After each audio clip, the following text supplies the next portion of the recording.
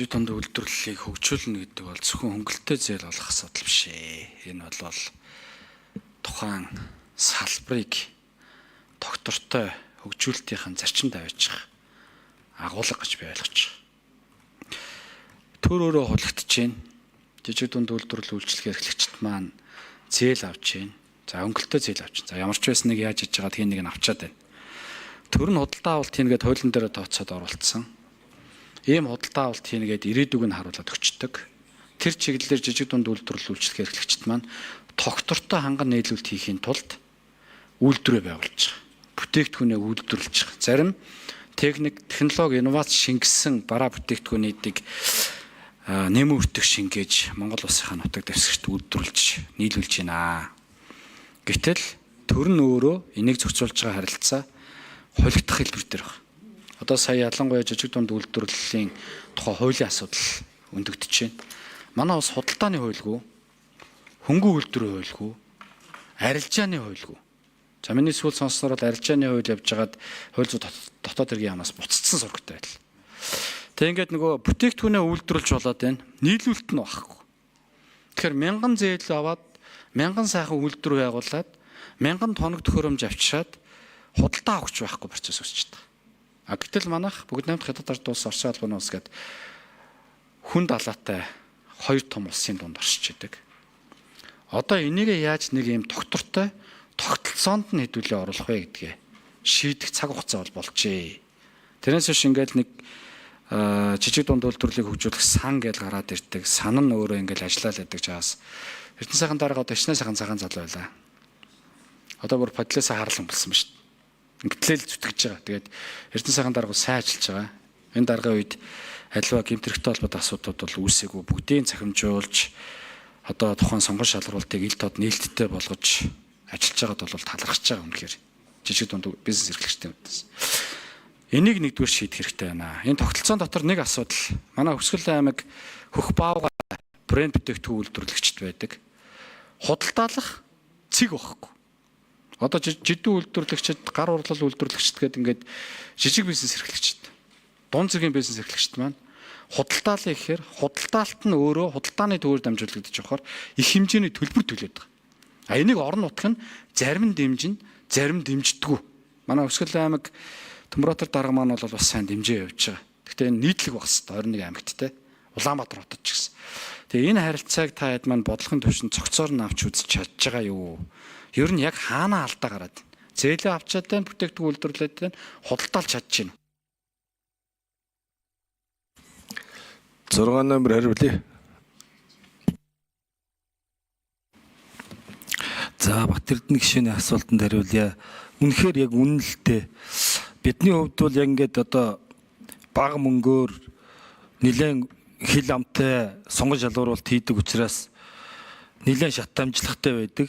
За тэгээд бид түрүүний хэлсэн нөгөө хөдөө аж ахуйн гаралтай бүтээгдэхүүнийг эцсийн бүтээгдэхүүн болгох дээр илүү дэмжиж байгаа гэдэг маань яг Батэрдэн гишүүний хэлээд байгаатай адилхан. Бид нар Оросоос гэдэг юм уу Хятадаас түүхий давчраад Монголд үйлдвэрлэл хийгээд тэднэртээ өрсөлдөж чадахгүй. Хөдөө аж ахуйн гаралтай Монголдо одоо малын гаралтай, газар тариалангийн гаралтай энэ гарч байгаа түүхий эдээ эцсийн бүтээгдэхүүн болгоод үн цэнтэй нийч бүтээгдэхүүнийг олон улсын зах зээл дээр гаргах бол одоо манай хамгийн гол зорилго. Гэхдээ эндээ хүрэхийн тулд бол бас жижиг дундууд маань дан дангаараа чаддгүй.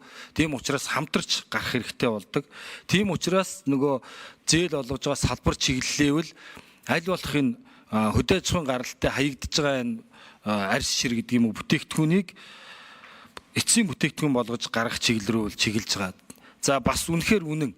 Одоо яг ингээд төрийн худалдаа авалтын хуулинд саяын одоо түрүү нөгөө бид нар хуулийн төсөлтөөр ажиллаад ингээд төрийн худалдаа авалт тендерийн хуулийн дээр ингээд өөрчлөлт оруулахаар бас санал оруулсан.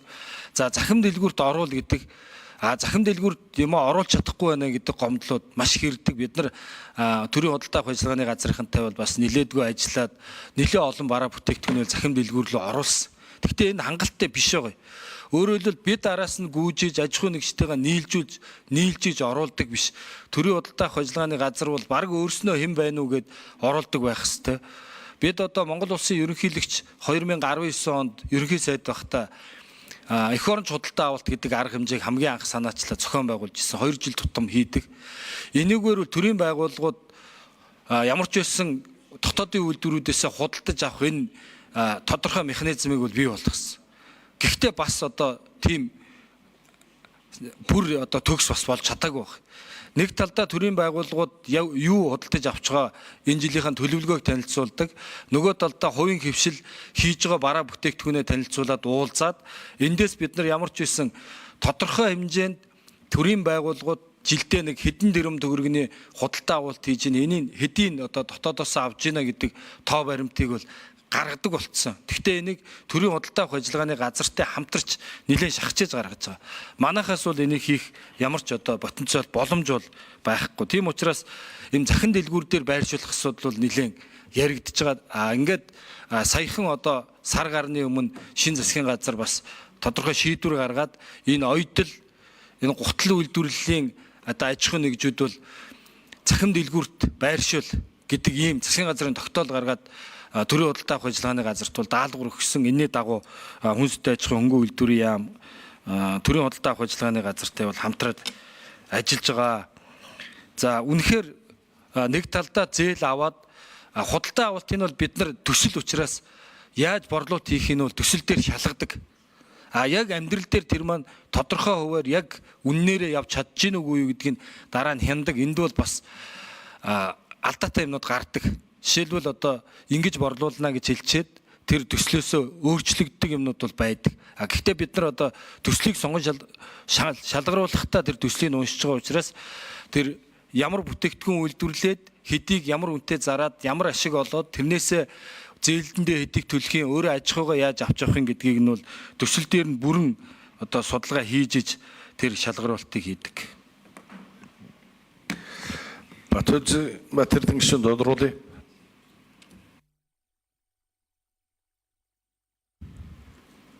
За баярлалаа. Яг нь нэгдүгээрт бас ингээд нөгөө сонгон шалгаруулалтыг хуулийн дагуу явуулна гэд бүгдийн тэгш нөхцөл төр тавьчихдаг. Энэ бас нэг талтаа бас жоохон өрөөсгөл болж байгаа. Яг тэгэхээр жишээлбэл бүгд найрамдах Солонгос улсын E-Mart 157 шиг байдаг байхгүй юу? Солонгос улсын нутаг дэвсгэр дээр. Тэндээс нэгэнд худалдаа авалтын зөвшөөрөөд танаа бүтээгдэхүүнийг бид нар авъя гэдээ ороод ирдэг. Гэтэл тухайн худалдаа авалт нийлүүлэх хүн бэлэн худалдаа авагч нь одоо Солонгос улсын зах зээл бэлэн байгаад байдаг. Гэтэл зээл авъя гэдээ орохоор өгдөггүй. Ижил төвшөнд авч үздэг. Ийм юм бас байна. Тэгэхээр бид нар ийм татварын ялгамжтай бодлого гэдэг шиг бас аль аль талтай юмудаа бол харддаг л байвал их зүйтэй л байна. Тэгээд энэ гадаадаас жишээлбэл худалдаа авалтанд тодорхой олдсон маш ойлгомжтой баталгаа гарцсан ийм худалдаа авалттай бүтээгдэхүүн үйлдвэрлэгчдээр ямар арга хэмжээ авч хэрэгжүүлдэг вэ? 6 номер хариулъя. За Батэрдэн гишүүний тодруулгын нэмж хариулъя. За үнэхээр яг тийм байгаа. Одоо дахиад нөгөө төсөв мөнгөтэйгээ холбоод ярих гэдэг бүхэл юм одоо яг л төсөвтэй холбогдож байгаа учраас бид томоохон одоо том гэж хэлэхэд дунд аж ахуйн нэгжүүдээ бол дэмжиж чадахгүй байна. Өөрөөр хэлбэл экспортод гаргах гад юм бэлэн байгаад байдаг. E-Mart авъя гэдэг. Гэтэл нөгөө одоо өмнө олгосон зээлээс жилдээ нэг 34-50 тэрбум төгрөгийг төвлөрүүлж байгаа. Энийг 2.5 тэрбум төгрөгөнд нэг аж ахуйн нэгжид өгнө гэвэл 10 аж ахуйн нэгжид өгвөл тусчихна. Тэгэхээр бид нар зээлийн хүртээмжээ бодоод илүү одоо олон ажлын байр бий болох бичил тал руугаа дэмжиж хуулиараа 300 хүртэлхийг сангаасаа шууд олгоо яваад байгаа. 300-аас 2.5 тэрбум төгрөг олох арилжааны банкаар дамжуулах энэ хуулийн зохицуулалтын хэсэг дээрээ төсвөөс болоод нэг төгрөг өгч чадахгүй байгаа. Тэгэхээр яг одоо За Батэрдэн гишүүн хоёр асууж. Хоёр асуусан байна Батэрдэн гишүүн. Дараа үг байгаа юм байна. Нэг асуулт. За Батэрдэн гишүүнд тодруулъя. За баярлалаа.